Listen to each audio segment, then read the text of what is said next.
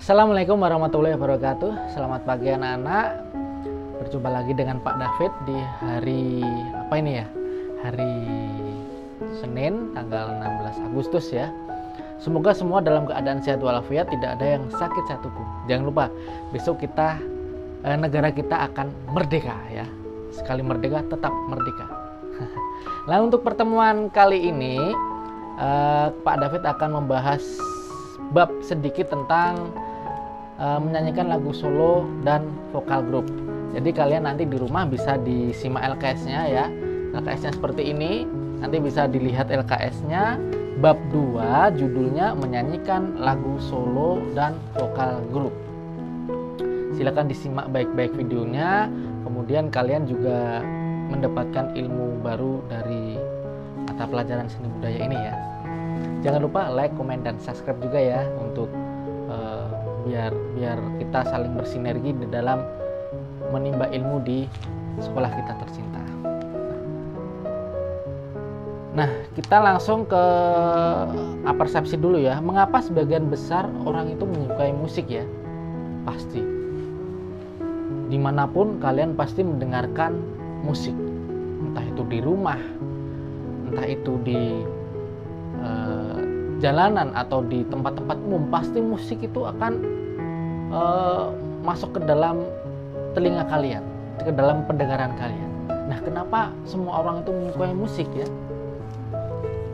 Keberadaan musik dalam kehidupan masyarakat tentunya tidak lepas dari berbagai macam fungsi yang ada dalam musik itu sendiri. Seperti musik itu sebagai media ekspresi, terus musik itu sebagai media estetik, terus ada yang sebagai media hiburan dan lain sebagainya. Bahkan ada musik itu difungsikan untuk keagamaan.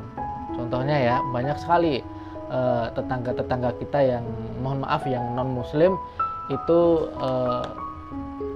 ibadahnya dengan media musik. Nah, seperti itu. Musik itu dibagi menjadi dua kategori anak-anak. Yang pertama ada musik vokal dan musik instrumental. Didengar dari istilahnya aja ya, musik vokal dan musik instrumental. Jadi musik vokal itu musik, sajian jenis musik yang ada unsur vokal manusianya, itu musik vokal. Kalau musik instrumen itu sebuah sajian musik yang di dalamnya tidak ada unsur vokal manusia di situ. Nah, itu perbedaannya ya, ada dua, musik vokal dan musik instrumental ya. Kemudian selanjutnya penampilan vokal solo atau tunggal. Vokal merupakan jenis bermusik yang paling populer karena dapat dilakukan dimanapun meskipun tanpa tambahan alat musik apapun. Vokal ya, jadi vokal yang kita olah dari mulut kita. Nyanyi, misal kita baru perjalanan ke mana kayak itu, kita sambil bersenandung ya, itu tanpa iringan vokal, itu musik vokal. Setiap manusia mempunyai vokal yang berbeda-beda tentunya ya. Ada yang suaranya kecil tapi tinggi, ada yang suaranya besar seperti pada seperti ini ya. Ini suaranya rendah. Nah, jadi mempunyai karakteristik yang berbeda-beda. Hal ini dipengaruhi oleh perbedaan bentuk dan kemampuan alat membentuk suara manusia manusia satu dengan lainnya. Itu merupakan pembentuk suara yang membedakan. Ini misalnya usia TK sampai SD, dia mempunyai suara yang kecil, agak melengking, jadi nada-nada tinggi dia bisa mencapainya.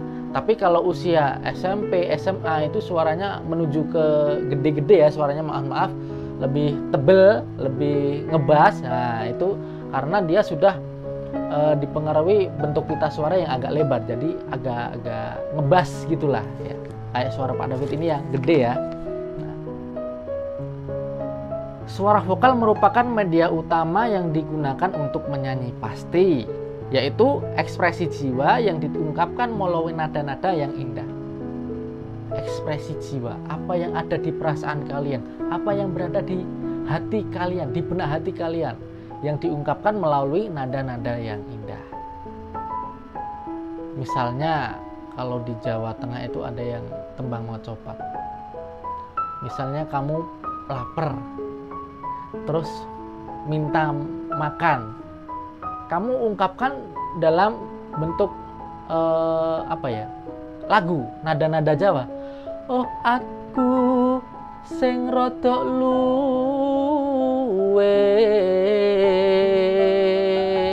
panganane endi.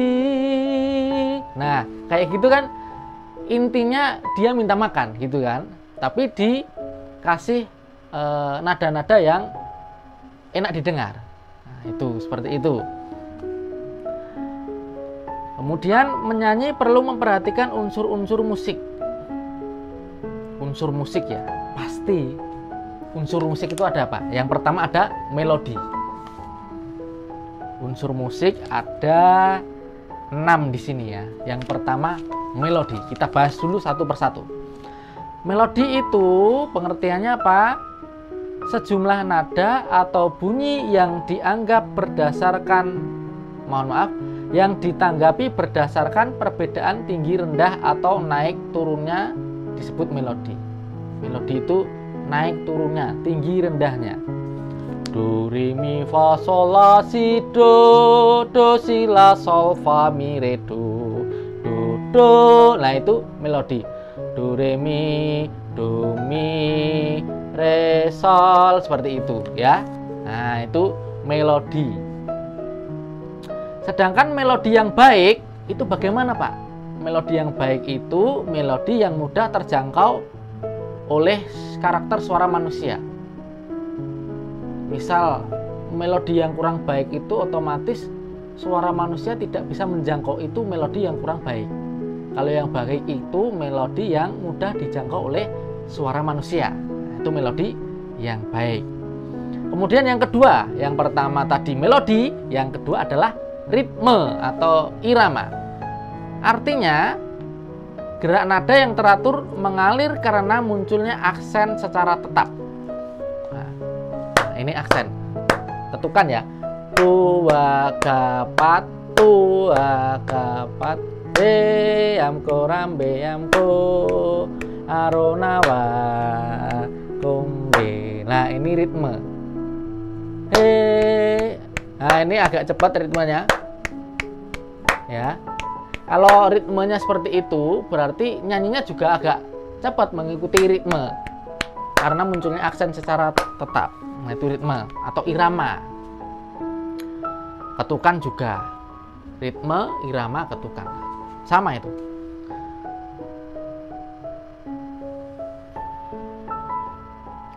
Nah, ritme itu muncul ketika kalian bisa merasakan dan mendengarkan musik secara berulang-ulang.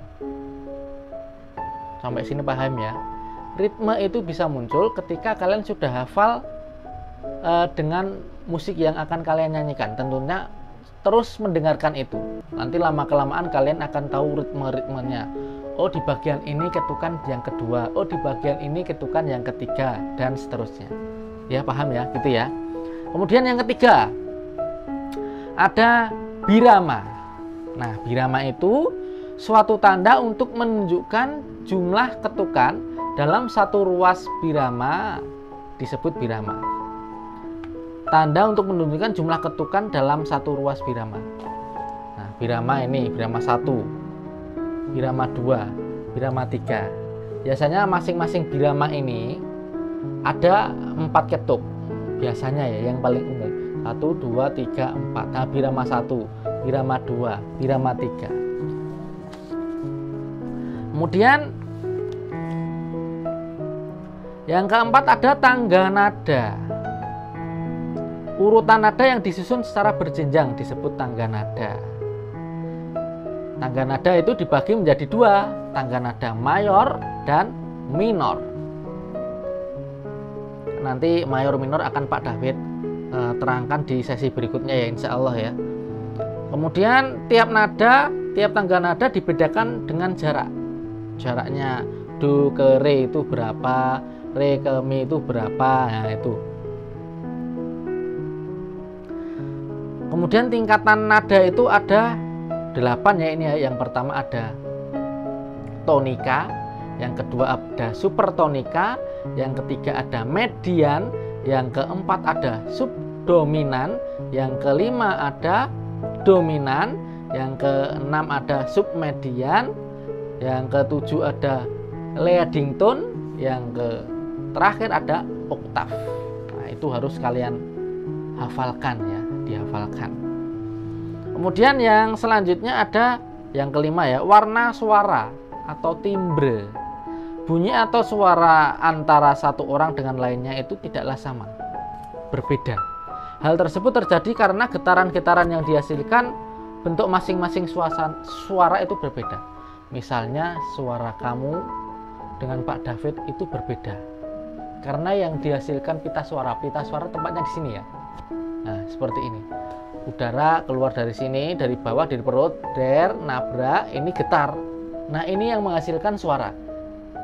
Tebal tipisnya pita suara itu mempengaruhi hasil suara yang dikeluarkan. Misalnya terlalu tipis berarti itu nadanya tinggi. Anak kecil itu pasti tipis pita suara karena jangkauan nadanya tinggi gitu loh. Berbeda dengan kita, dengan Pak David atau dengan kalian, itu agak tebal. Jadi suaranya agak gede ya. B, C, D, E. Nah, itu. Kalau anak kecil A, B, C, D, E. Seperti itu. Jadi pita suara mempengaruhi. Begitu juga dengan timbre, jenis suara. Perbedaan ukuran pita suara akan menghasilkan frekuensi suara yang berbeda, pasti. Dari perbedaan inilah dihasilkan warna suara yang berbeda pula. Warna suara ini jika dilatih dengan teknik vokal yang benar akan menghasilkan karakter vokal yang kuat. Tekniknya itu juga ada ya, teknik suara ada. Terus yang terakhir ada wilayah nada.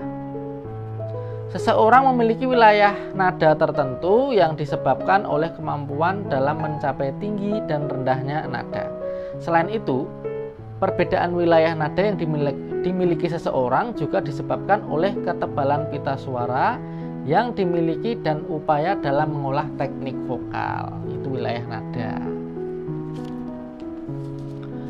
Nah, setelah kita mengetahui unsur-unsur musik, sekarang kita ke wilayah antara nada ya, ke wilayah nada. Suara anak itu nadanya seberapa, kemudian suara pria itu nadanya seberapa, kemudian suara wanita itu nadanya seberapa. Nah, itu nanti kita akan bahas di sini. Suara anak-anak dulu ya. Pada usia anak-anak, baik laki-laki dan perempuan, mempunyai ketinggian wilayah nada yang sama. Jadi sama. Nadane iki cilike padha, dhuwure padha, sama. Perbedaan akan terjadi ketika anak-anak laki-laki beranjak dewasa. Ada perubahan wilayah nada berdasarkan perubahan fisik yang mereka alami. Misalnya tumbuhnya jakun ini loh, kalau menjing ya, bahasa Jawanya, di leher laki-laki. Nah, kalau di sini sudah ada jakunnya, ada kolom menjingnya, kalau Jawanya, itu suaranya pasti akan ngebas. Tapi sebelum itu tumbuh, itu suaranya akan kecil. Suara anak-anak tinggi, wilayahnya dari C sampai F, do, re, mi, fa, sampai itu ya, C sampai F. Nah, kemudian suara anak rendah itu wilayahnya A sampai D. Kalau suara pria, tadi kita suara anak-anak, sekarang ke suara pria. Suara pria itu ada 3. Yang pertama tenor.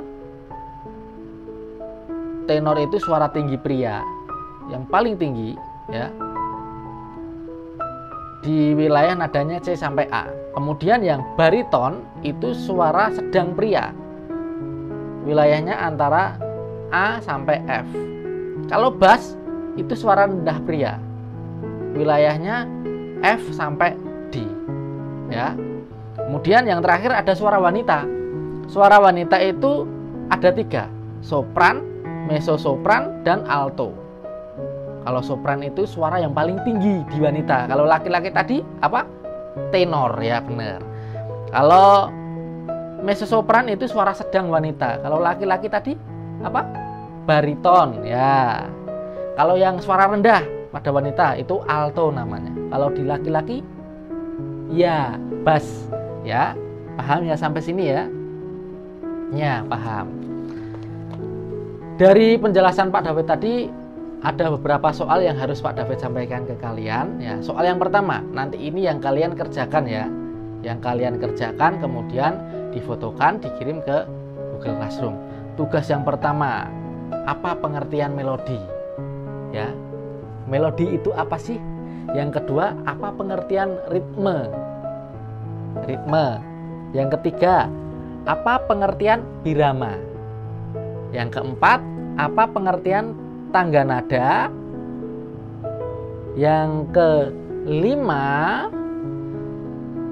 sebutkan suara pria dan suara wanita. Ada 5. Nanti kalau soalnya kalian terlewati bisa diputar bagian soal ini aja.